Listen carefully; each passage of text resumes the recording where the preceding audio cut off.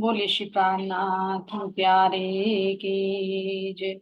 श्री सतगुरु महाराज की जय। सतगुरु श्री रामचंद्र जी महाराज की जय। परमहंस श्री गोपाल मणि जी महाराज की जय। बंदो सतगुरु चरण को करू सो प्रेम प्रणाम।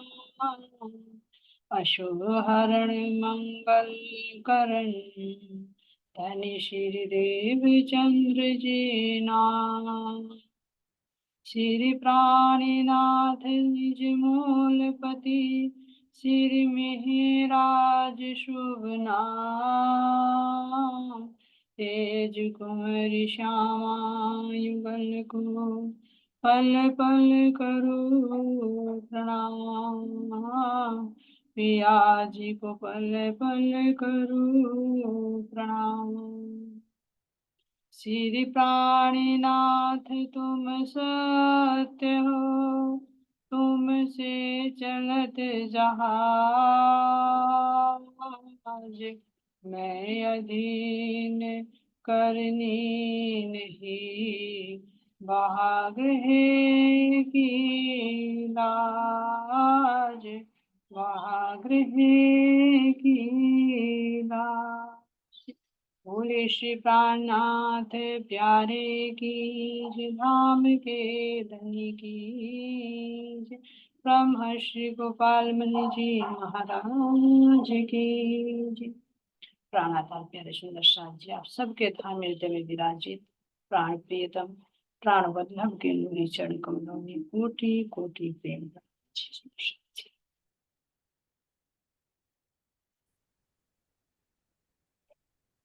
तो सुंदर साथ जी राजी महाराज जी की मेहर से हम अपने परम धाम के अपनी प्यारी सखी पुष्पावती सखी की जीवन लीला सुन रहे हैं सुंदर साथ जी। है ना। तो कल हमने सुना कि किस तरह से जो हमारी बहन कमलेश्वरी की बहन थी जो चंद्रकली है ना वे अपने यहाँ ब्रह्मा जी को निमंत्रण देती है। तो उनके यहाँ निकलने के लिए कैसे कैसे बीच में पड़ाव पड़ते हैं। फिर चंद्रकली के यहाँ पर पहुंच जाते हैं क्योंकि वो गरीब अवस्था में होती है तो इसलिए कम ही समय वहां पर होते हैं। वहां आने के बाद में सुंदर साथ जी किस तरह से ब्रह्मा जी जब वहां पर पहुंचते हैं तो कैसे नदी को भी पार करा देते हैं। जो गांव वालों को नहीं पता था कि भाई ये हरियाली नदी है तो इसमें कौन सा रास्ता, वो रास्ता नहीं था, वो तो ब्रह्मा जी ने अपनी योग शक्ति से पार कराया।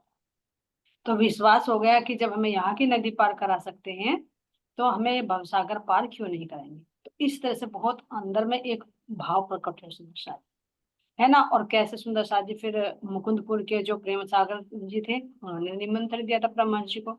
तो उनके यहाँ पर पहुंचते हैं और पहुंचने पर जब दीपावली का अवसर होता है तो किस तरह से वहां पर प्रसाद की व्यवस्था की जाती है कि कहा कि तुम 1.5 मन मोहन थाल यानी मोहन थाल भोग लगाओ। श्यामा जी को भोग लगाकर एक एक को कम से कम एक एक पाव का तो प्रसाद मिलना ही चाहिए। तो जब इतने बड़े उत्सव हुआ हजारों लोगों ने प्रसाद ग्रहण किया सुंदर साथ जी। तो यहाँ के जो राजा थे रीवा रीवा राज्य के जो राजा थे ना विश्वनाथ, तो उनके पास भी ये सूचना पहुंची।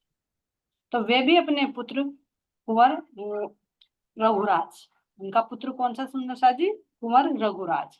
तो उनको भेजा कि तुम उन ब्राह्मण जी को यहाँ कर लेकर आओ, मतलब उनसे अनुमति लो। पहले तो ब्राह्मण जी से अनुमति ली जाती है, तुरंत आदेश या विनती तो नहीं की जाती। तो जब ब्रह्महंस महाराज जी आदेश दे देते हैं कि भाई हम आ जाएंगे आपके यहाँ पर, तो कैसे राजा गाजे बाजे के साथ अपने यहाँ पर पधरावनी करते हैं, है ना।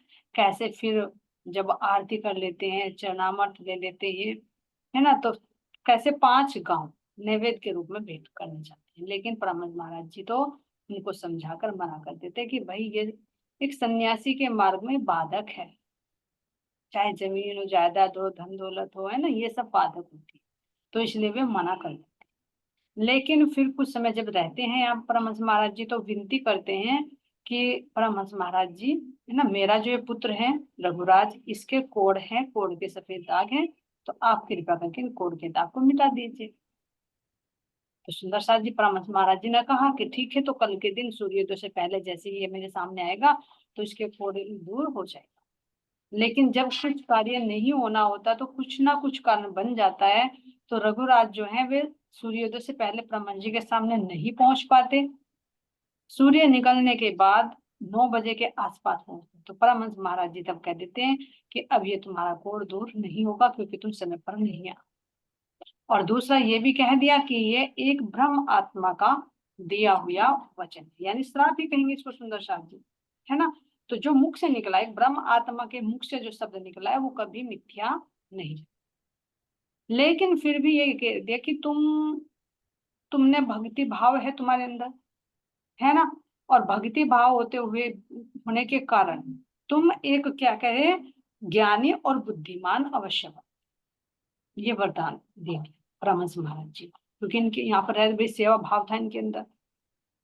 तो अब सुंदर शाह जी, यहाँ तक की हमने चर्चा कल सुनी। अब आता है प्रश्न कि ऐसा महाराज जी, परमहंस महाराज जी ने क्यों कहा कि ब्रह्म आत्मा का श्राप मिथ्या होता नहीं। तो इसके पीछे एक कहानी, कहानी क्या हकीकत है सुंदर शाह जी, है ना। ये जो कुंवर रघुराज के शरीर पर जो कोढ़ निकला, तो ये कैसे निकला। तो इसका कारण बता रहे हैं कि जो महाराजा विश्वनाथ है ना, रीवा राज्य के जो विश्वनाथ है, तो इनकी माता जयपुर, यानी जो जोधपुर राजघराने की थी, राजपुत्री है ना, राजघराने से जैसे आ जाते हैं। तो इनकी शादी हुई थी, यानी इनकी माता बनी है ना। वे प्रणामी थी और राज्य की अनन्य भक्त थी। अब देखिए पता चल जाता है सुंदर सा जी, कहने से कोई भक्त, कहने से कोई प्रेमी नहीं होता, उसका व्यवहार उसको दिखा देता कि ये कैसे है ना। तो राजघराने से होते हुए भी राज्य की भक्ति में कितनी लीन थी। कहाँ से थी, जोधपुर से। तो पतिव्रता भाव से, जीवंत सेवा भावना से राज जी उस पर अति प्रसन्न रहकर ज्ञान गोष्ठी करती थी। ज्ञान गोष्ठी का मतलब साक्षात राज जी उनको दर्शन देते थे और उनसे बातें करते। अब कैसे कहे कि जैसे हम मान लीजिए ये कहेंगे कि जैसे हमारी भाई सुंदर बाई है ना, जब दर्शन दिए तो साक्षात बातें की, कैसे तुम ब्रज में आए, कैसे रास में आए, कैसे तुम परम नाम से खेल मांगा, फिर कैसे तुम्हारी जुबे आई, साक्षात बातें की। जैसे इंद्रावती सखी को हफ्सा में बातें की, है ना। तो इस तरह से इन ये जो रानी थी जोधपुर की, यानी जो इनकी पत्नी थी विश्वनाथ जी की, तो इन्होंने क्या कहा था, सॉरी विश्वनाथ की माता, गलती से बोली विश्वनाथ है ना। तो जोधपुर राजघराने की थी, क्या कह रहे हैं कि राज्य महाराज जी इनको साक्षात दर्शन देकर इनसे ज्ञान गोष्ठी करते थे, यानी ज्ञान चर्चा सुनाते थे। इतने अंदर भक्ति में लीन थे। तो कितनी पात्रता होगी सुंदर शाह जी को, है ना। रात्रि शयन कक्ष में, अब जब ज्ञान गोष्ठी करते थे तो क्या हुआ, रात्रि शयन कक्ष में कोई पुरुष वार्तालाप कर रहा हो, ऐसी बात राजा के कान तक पहुंचने से राजा ने इस बात की पुष्टि करने के लिए राजा वहां जाकर छुप गए। तो क्योंकि ध्यान चितवनी का समय रात्रि में ही एकांत में होता है, तो रात्रि में ज्ञान चर्चा जब ध्यान अवस्था में होती थी तो उनसे वे बात करते थे रात्रि महाराज जी। तो जो आसपास के होते ही पहरेदार, तो उन्होंने बताया कि भाई रानी ने रात को किसी से बातें कर, क्योंकि जिसकी जैसी दृष्टि वैसी सृष्टि। अंदर में कोई उतरा हुआ तो अच्छाई तो कम देखते हैं, लेकिन बुराई ज्यादा देख लेगा। कहते हैं ना, नेकी नो कोस और बदी सो कोस। तो लेकिन जिसकी दृष्टि होती है उसे नेकी में भी बदी नजर आती। तो उन्होंने ये राजा तक सूचना पहुंचा दी कि भाई रानी रात को किसी से बातें करती है, उनकी कक्ष से हमें आवाजें आती। अब राजा को तो इसकी पुष्टि करनी थी कि भाई ये सही है बात या गलत है। तो एक दिन क्या होता है, रात्रि में ही राजा वहां पर छुप कर बैठ जाते हैं बराबर के कक्ष में कि देखो तो सही बात सत्य भी है या झूठ है। तो जैसे ही रात्रि हुई तो उनका तो नित्य नियम था कि रात्रि को ध्यान करना, राज्य का प्रकट होना और उनसे ज्ञान गोष्ठी करना, बातें करना, प्रेम की बातें करना। तो जब वो नित्य नियम था तो राजा को आवाज गई कि हाँ वासु आवाज तो आ रही है किसी पुरुष की कक्ष में से। तो तुरंत जैसे ही वे कक्ष में कूदे, उनकी कक्ष में मतलब जो बारात साइड में थे, तो उनके कक्ष में आए, तो राजी महाराज जी कहाँ उनको दिखाई देने वाले थे। भाई वो तो उसी आत्मा को दिखते हैं ना जिससे बातें करते हैं, सामान्य के सामने थोड़ी ना आएंगे, किसी और से थोड़ी बातें करेंगे। जैसे पतिव्रता अपनी गोपियां हैं, अपनी ब्रह्म आत्माएं हैं, तो राज्य तो उससे भी बड़े हैं, और उसे थोड़ी ना बातें करेंगे। तो ऐसे ही वो अंतर्ध्यान हो गए। तो राजा ने इधर उधर देखा कि भाई कौन था कक्ष में, रानी ने कहा कि कोई नहीं। उन्होंने कहा कि तू झूठ बोल रही है, अभी तो मुझे आवाज आ रही थी तेरे कक्ष में से कि नहीं, मैं तो अपने राज्य से बातें कर रही थी, राज्य मुझे दर्शन देते हैं। कि हाँ, तुझे राज्य रोज दर्शन देते हैं, तू राज्य से बातें कर रही, झूठ बोल रही है, झूठ बोलते। ऐसे करते करते मार पिटाई तक बात आ जाती, क्योंकि उसके अंदर क्या था कि हाँ, किसी गैर मर्द से बातें कर। क्योंकि जो जिसके अंदर भक्ति भाव नहीं होता वो तो सही को भी गलत समझे। वो तो सत्य कह रही है कि नहीं, मैं तो, मेरे कक्ष में कोई नहीं था, इधर उधर भी ढूंढा तो उसको भी कोई नजर नहीं आया।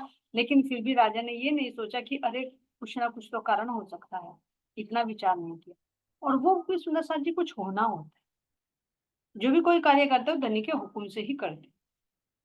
तो यहाँ पर उनके अंदर ये रहा कि रानी मुझसे झूठ बोल रही है, तो मार पिटाई तक होने लगी। तो पीटते पीटते उन्होंने, इतना गुस्सा आ गया राजा को, इतना गुस्सा आ गया कि मुझसे झूठ बोलती, मेरे महल में रहती है, प्राय मर्द से बातें करती है, और मैं मेरे आते ही उसको यहाँ से भगा देती है। तो तुरंत वो राजा ने उसको, रानी को उठाया और जैसे बाहर, बाहर कक्ष से बाहर फेंक दिया। लेकिन जो राज्य महाराज जिनकी रक्षा पर खड़े हो गए, उनको चोट लग सकती है, दिखाई तो नहीं देंगे, लेकिन वो क्या है, हर पल पल हमारे साथ है। असराफिल जबराइल भेज दे तो अमर, निगेबानी कीजिए मेरे खास बंदो। तो वे तो पल पल खड़े हैं। तो जैसे ही राजा ने उसको कक्ष से बाहर फेंका, तो राज्य ने तो अपने हाथों में क्यों नहीं संभालेंगे। सुंदर साध्य वास्तव में जब संसार वाले फेंकते हैं ना, तो राज्य संभाल, दुनिया जब छोड़ देती है ना, ठोकरे मार देती है, तो ठुकराया हुआ धनी की शरण में, तो वो अपनी शरण में।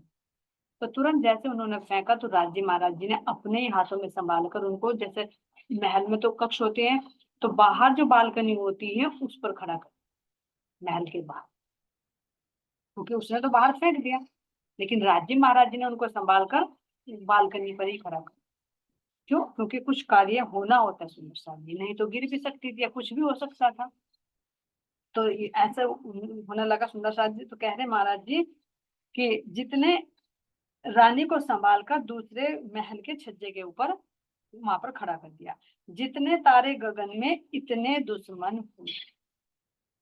अब देखना यहाँ पर ऐसे जगत में हमें धनी ने भेजा, परम धाम में हमें कोई डर, कोई भय नहीं था, कुछ नहीं था, कोई द्वैत नहीं था, आनंद में मग्न थे।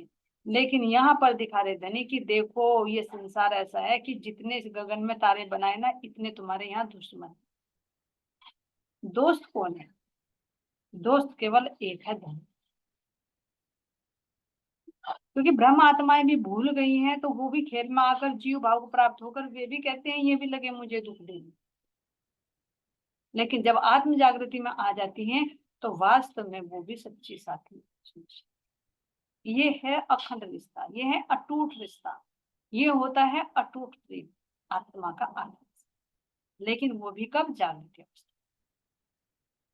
तो यहाँ इस संसार में कह रहे हैं कि जितने इस आकाश में तारे हैं ना, इतने यहाँ पर दुश्मन, जाने की पल पल पे, पग पग पर तुम्हारे शत्रु यहाँ पर खड़े हैं।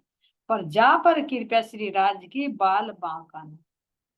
जिस पर राज्य की कृपा होती है ना, एक राज्य और तारों से जितने, क्या कह रहे हैं, दुश्मन, लेकिन इतने भी कुछ नहीं कर सकते। वो जैसे देखे ना कि महाभारत के अंदर पांडव 5 और कौरव 100, लेकिन जिनके साथ में एक श्री कृष्ण है, वे 100 पर भी भारी है। इसलिए भले ही अकेले हो, लेकिन एक सर्वशक्तिमान भगवान परमात्मा का की छत्र छाया जिस पर है, उसका इतने दुश्मन होते हुए भी बाल बांका नहीं। तो इसीलिए तो उन्होंने तो फेंक दिया, क्योंकि इसी भाव से, अरे मरेगी तो मर जाएगी, मेरी इज्जत पर कलंक लगा रही है, झूठ बोल रही है, मेरे रहते रहते मेरे छल कपट करती है, क्योंकि बाहर में विकृति है मन में। तो उसने तो अपनी तरफ से फेंक दिया, क्योंकि दिल से फकेगी जब तो बाहर तन से फेंकेंगे। लेकिन राज्य को तो पता है कि मेरी आत्मा है ना। तो अब सुंदर साथ जी जैसे पढ़ाते हुए, तो रानी बाहर बालकनी में खड़ी, तो आते जाते सब लोग देख रहे हैं। क्योंकि जब कभी रानी खड़ी नहीं होती और आज खड़ी है, तो हर एक के मन में प्रश्न उठना लाजमी है। तो सोचने लगे भाई कुछ ना कुछ तो राजा और रानी के बीच में कुछ अनुभव जरूर हुई है, जो आज रानी यहाँ पर है ना। तो खड़े खड़े से उन्होंने कहा, ऊपर खड़े देखकर रानी साहिबा को बहुत कुछ कहा कि भाई अंदर जाए, लेकिन रानी ने मना कर दिया कि मैं आज के बाद महल में नहीं जाऊँ। बहुत विनती की, बहुत विनती की। सेवकों ने भी, फिर राजा का भी कुछ गुस्सा शांत हुआ, है ना। एक गुस्सा होता है, फिर बाद में क्षणिक होता है गुस्सा, लेकिन फिर शांत हुआ, उसने भी उन्होंने भी नहीं की, लेकिन रानी ने मना कर दिया कि जब एक बार मुझे फेंक दिया, निकाल दिया तो निकाल दिया, अब मैं महल में वापस नहीं। अब देखते हैं कुछ ना कुछ तो युक्ति लगाते ही है कि कोई रूठा हुआ है, कैसे ना कैसे मनाए। तो ये जो इनके लड़के थे, क्योंकि इनकी माता की कहानी है ना, विश्वनाथ जी की माता थी ना, तो इनके ये पुत्र हैं रघुराज। तो ये उस समय कह रहे हैं कि 5 वर्ष के थे, तो इनसे ज्यादा लगाव था भाई, जैसे होते पुत्र से पौत्र, तो पौत्र के प्रति ज्यादा प्रेम भाव था। तो उन्होंने सोचा कि तुम ऐसा करो कि इस बच्चे को भेजो, तो बच्चे की तोतली भाषा को सुनकर हर एक का दिल पिघल जाता है, तो इनकी विनती करने पर जरूर है। तो सबने सलाह करके कहा कि ये रघुराज है कौन, है ना, पोता है, 5 वर्ष का है, तो जब ये जाएगा उनसे विनती करेगा तो जरूर वापस आ जाएंगे, क्योंकि मनाने का एक तरीका है। तो जैसे ही गया, तोतली तोतली भाषा में कहने लगा कि दादी माँ चलो चलो चलो चलो, लेकिन उन्होंने तुरंत पहले ही मना कर दिया कि नहीं, कोई भी मुझे नहीं छुए, अगर कोई मुझे छुएगा तो वो कोढ़ी हो जाए, इतना कह दिया।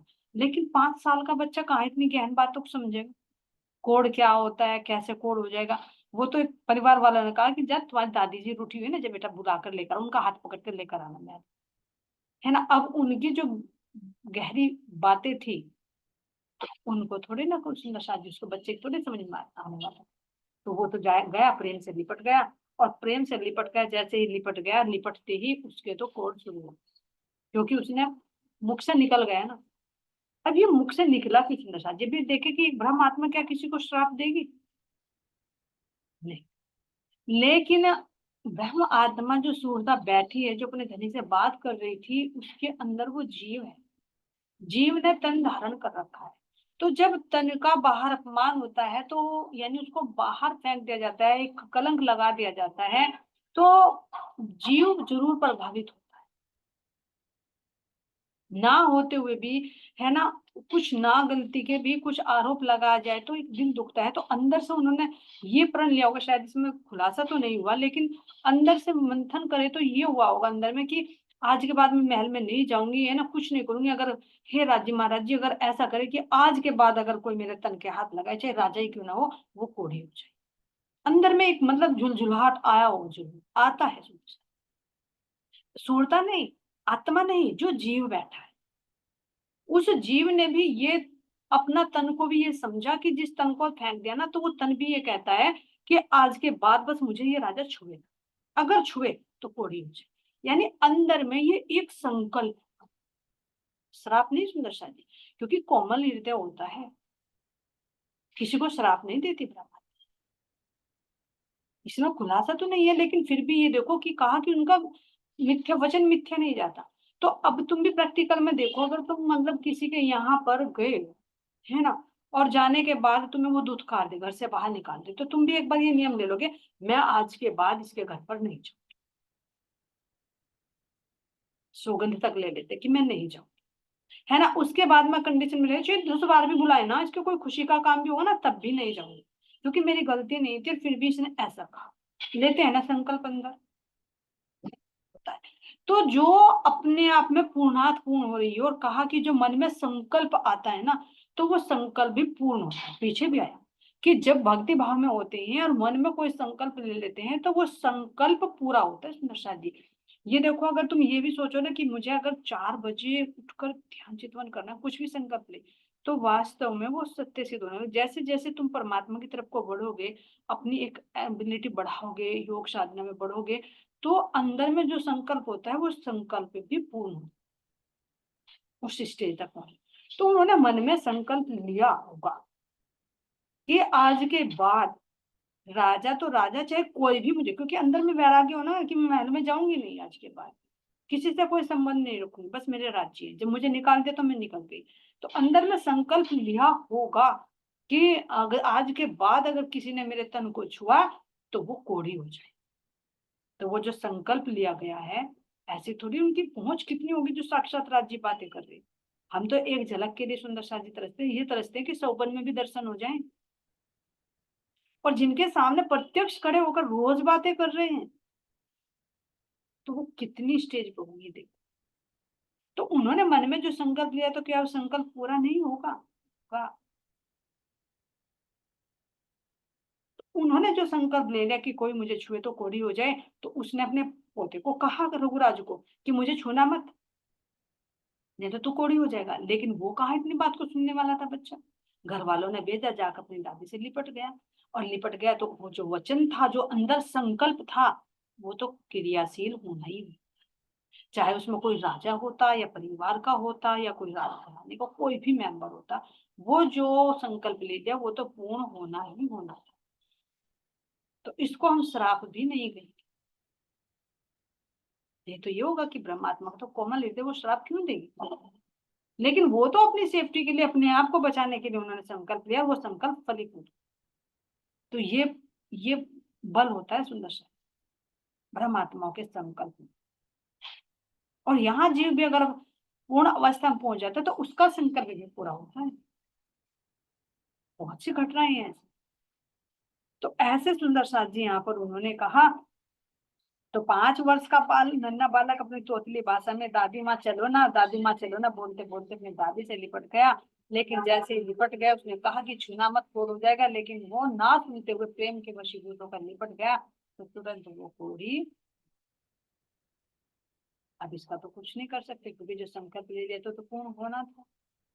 अब दादी माँ भी भाई हैरान है कि कोई छोटा पोता एक प्रेम के वशीभूत होकर आया और ये कोढ़ी हो गया, कोढ़ फूट गया उसका, है ना। तो ऐसा फिर उन्होंने विचार किया कि चलो जो हुआ हुआ भाई, इतना हुआ तो उनके, अब उनकी बातों में रखू भाई, प्रेम से लिपट गया, कोढ़ भी हो गया, तो अब तो बच्चे की बात रखू मैं। तो रानी महल में वापस आ गई। लेकिन महल में वापस आकर वो अपने ही कक्ष में रहती, किसी से कोई संबंध फिर वो नहीं रखती, अलग बस राज्य की। कह रहे हैं कि दिन रात वापस महल में आ गए, लेकिन राज्य की सेवा पूजा भजन भक्ति में मग्न रहने लगी, किसी से उन्होंने कोई संबंध नहीं रखा, क्योंकि मन में संकल्प लिया था ना। तो इसलिए अलग भी संकल्प नहीं होना था, वो संकल्प तो पूरा हो गया पुत्र पर। तो सुंदर साथ जी कह रहे हैं कि आज भी कह रहे हैं, महल में राजू बाबा के नाम से वही सेवा पूजा हो रही है जहां पर रानी करती थी। आज भी निरंतर चल रही है वहां, उनके महल के अंदर, इतने दिन के बाद शादी। तो कह रहे हैं परमहंसी पंत अभी इस तरह से कहा कि ये रानी, इसलिए कहा कि ये जो एक ब्रह्म आत्मा का वचन था वो मिथ्या नहीं हो सकता। यानी जो उन्होंने संकल्प लिया और संकल्प से वो मुख से निकला, तो वो मिथ्या नहीं हो सकता, वो फलीभूत अवश्य होगा। तो इसलिए अब तेरे शरीर से ये कोढ़ दूर नहीं होगा। अब हो सकता था जो परमहंस महाराज जी ने किया, क्योंकि ब्रह्मात्मा सब उनके अंदर है, उसका निवारण हो सकता था।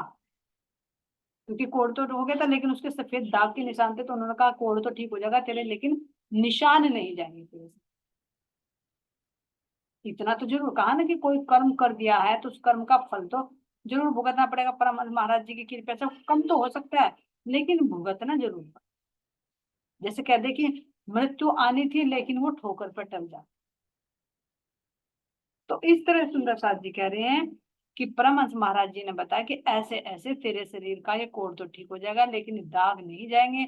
अगर तू ये पहले आ जाता तो तेरे दाग भी समाप्त हो जाते, लेकिन ये होना नहीं था सुंदर साथ।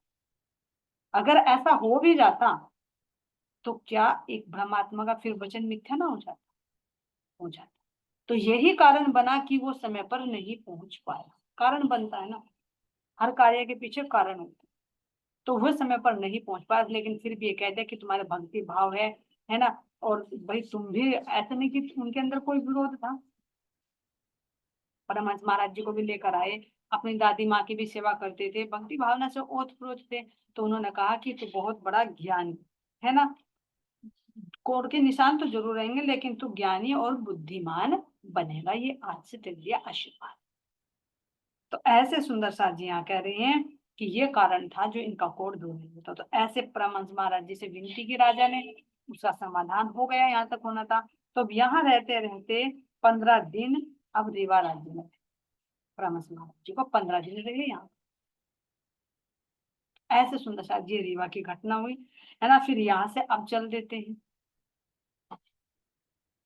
तो इससे सुंदर साथ जी विचार करें कि अगर हम भक्ति भावना में चल रहे हैं तो कोई भी डिसीजन ना बहुत सोच समझ कर लें, है ना। अंदर में कोई संकल्प भी करे तो उसको बहुत एकदम आवेश में आकर, जैसे अभी उन्होंने कर तो दिया, लेकिन उसका भुगतान तो रघुराज को लेना पड़ा, करना पड़ा, है ना। वो मिथ्या नहीं होता। कहते हैं ना कि धनुष से निकला हुआ बाण, मुख से निकले हुआ शब्द और बीता हुआ समय कभी वापस नहीं।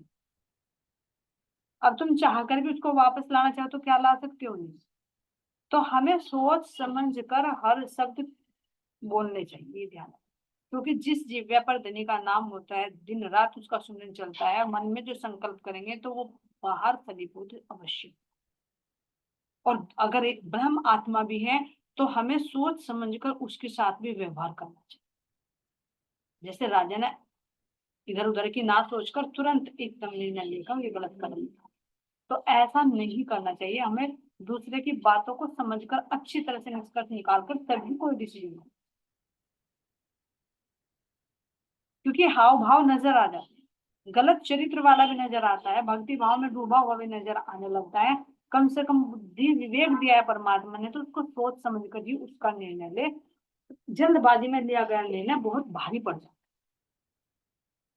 है ना। चाहे इसमें कोई स्त्री हो, चाहे कोई पुरुष हो, चाहे कोई बच्चा। तो जितने वो तो चलो फिर उसको तो एक बार कह भी दे कि वो तो अज्ञानता के वशीभूत है, लेकिन जो राज्य से जुड़े हुए हैं तो उनके अंदर तो विवेक होना चाहिए। हो जाती है गलती सुनिश्चित जी, क्योंकि आवेश में जब अंदर से क्रोध का आवेश आता है ना, तो उस समय हमें सही गलत का नहीं निर्णय कर पाते, लेकिन मन में वो संकल्प हो जाता है, उस समय हमें बहुत चौकन्ने रहना। ये माया के हथियार होते हैं। तो यही कहा कि क्रोध को कैसे नम। लेकिन सुंदर साथ जी क्या अब कह रहे हैं सेंस में बहुत आसान है, लेकिन जब कहा ना कि तूफान आता है या कोई वेग आता है ना, तो उस समय संभल पाना बहुत मुश्किल। और जो तुम कहोगे तो वो जरूर घटित होगा ही। तो ये सुंदर साथ जी हमें इस प्रसंग से शिक्षा मिली।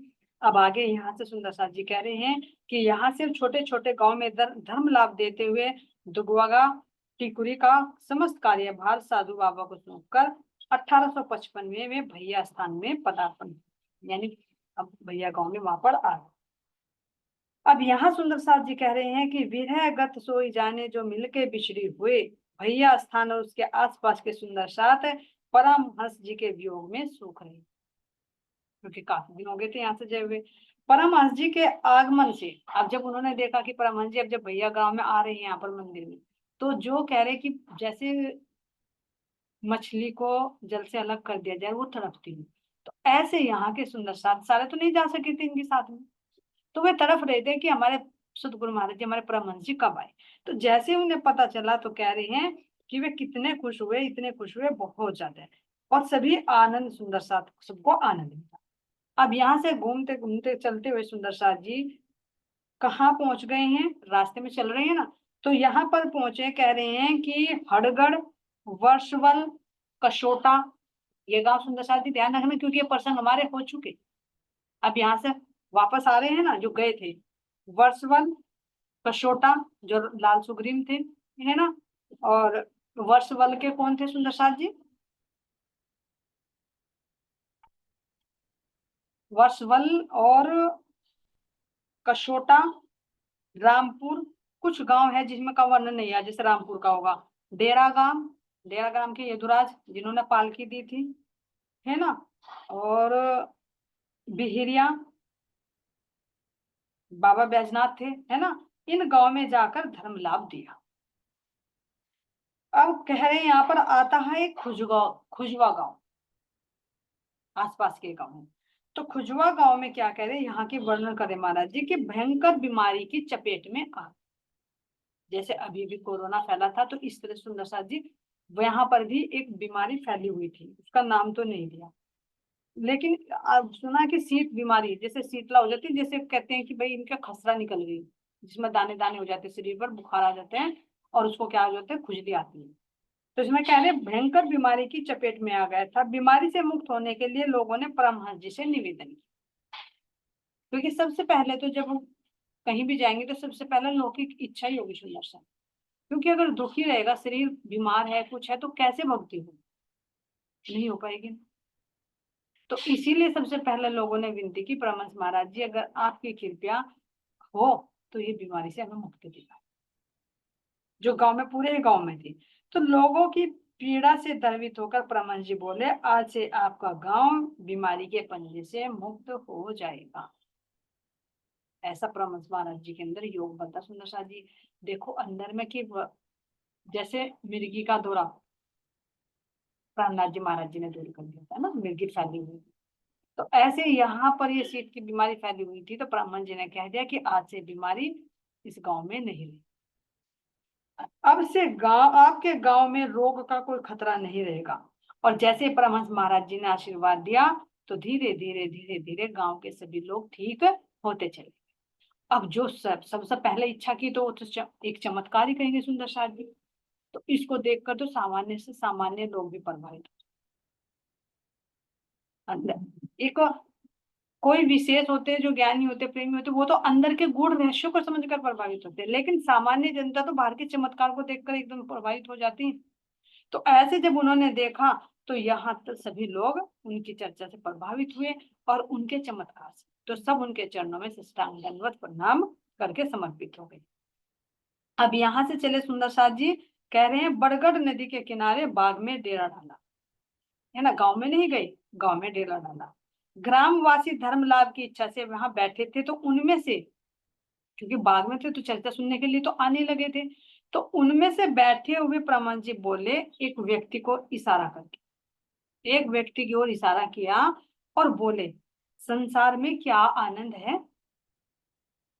उनका नाम जगन्नाथ जी था, है ना। तो उन्होंने बोला, प्रमथ महाराज जी ने, भाई जगन्नाथ जी, संसार में क्या आनंद है, क्या कभी पर आत्म को याद करते हो। उन्हें नहीं पता था कि भाई मैं आत्म कौन है, परात्म कौन है, क्योंकि परम धाम की सती थी लेकिन भूली हुई थी।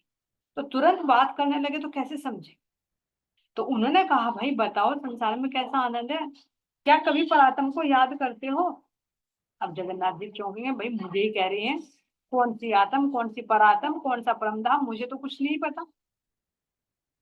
एकदम चौकन्ने हुए। लेकिन जहां जिस पर ब्रह्मा जी की दृष्टि पड़ गई, भला वो कैसे रहेगी, नहीं रह पाएगी, है ना।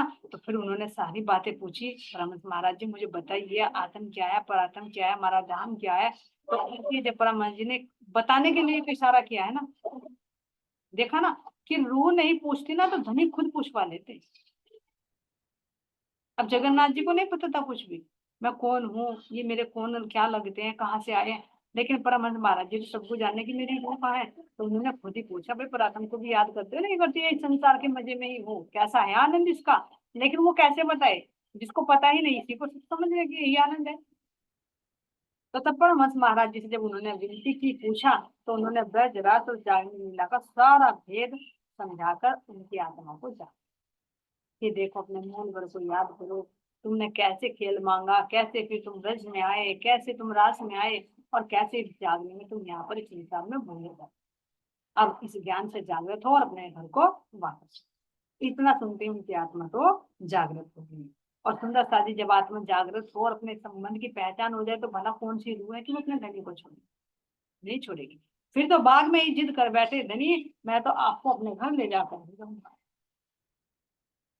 तो परमहंस जी ने विनती स्वीकार की। और जब फिर क्या कह रहे, जगन्नाथ जी क्या कह रहे हैं, गाजे बाजे के साथ घर लाए और लाकर उनसे परिवार सहित दीक्षा ली।